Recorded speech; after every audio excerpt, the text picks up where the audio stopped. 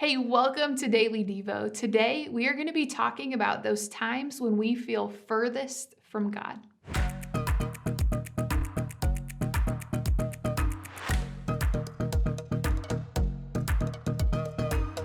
Hey, we are looking at four people who found themselves in the wilderness, in the hard, lonely, often challenging or tempting times when you're away from the normal or life is just heavy and difficult, kind of like you're wandering in a wilderness. And today we are looking at Elijah. Elijah was a man of faith. And in First Kings chapter 19, we find that Elijah is right on the heels of this really epic, kind of great breakthrough moment. You could almost say his career high moment where things were fabulous and his faith was stronger than ever. But as we turn the chapter to chapter 19, we see that things did not stay there. And we find that he actually finds himself in the wilderness and he's running. Let's take a look. First Kings chapter 19, starting in verse 3, it says this. It says, Elijah was afraid and he ran for his life. When he came to Beersheba in Judah, he left his servant there. While he himself, so he's by himself, he went a day's journey into the wilderness. He came to a broom bush and he sat down under it and he prayed that he might die. I've had enough, Lord, he said. Take my life. I am no better than my ancestors. Then he lay down under the bush and he fell asleep. All at once, an angel touched him and said, Get up and eat. He looked around, and there by his head was a bread basket over hot coals and a jar of water. He ate and drank, and he lay down again. Verse 7, the angel of the Lord came back a second time, twice, and he touched him and said, Get up and eat, for the journey is too much for you. So he got up, he ate, he drank. Strengthened by the food, he traveled 40 days and 40 nights until he reached Horeb, the mountain of God. There he went into the cave and he spent the night. And then eventually the word of the Lord came to him. What are you doing here, Elijah?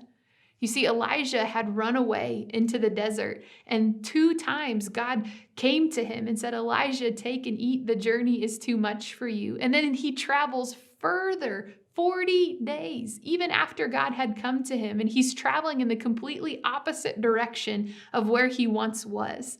The furthest point away, he's hiding in a cave, in a dark corner, just wanting to unplug and get away from it all and running. And it is in that very spot that God still pursues. Catch this, Daily Devo listeners. Here's the truth, that even when Elijah was at his furthest distance away, God still met him there.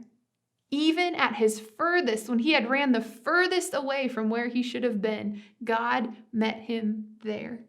And I wonder today if you would believe the truth that you are not too far gone for God, that he is a God who moves close to his people, even when we feel like we are the furthest away from God, even when we have made a mess in our relationship, even when our finances look dismal and it is the worst it's ever been. Could God really meet you there?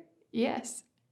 Man, even when your faith feels like all the strength has been sapped from it, and you're the furthest from God in this season you've ever been, even there, God will still draw near.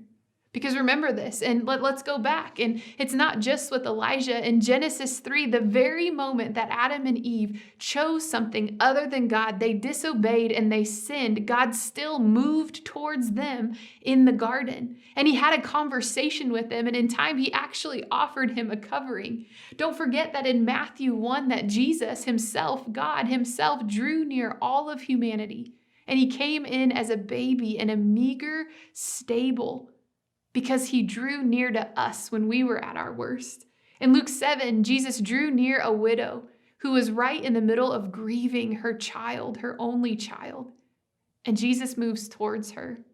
You see it all throughout Scripture that Jesus, he even at the end of John, in John 21, Jesus even moves towards Peter, a guy who had been with Jesus for a while, but he denied him.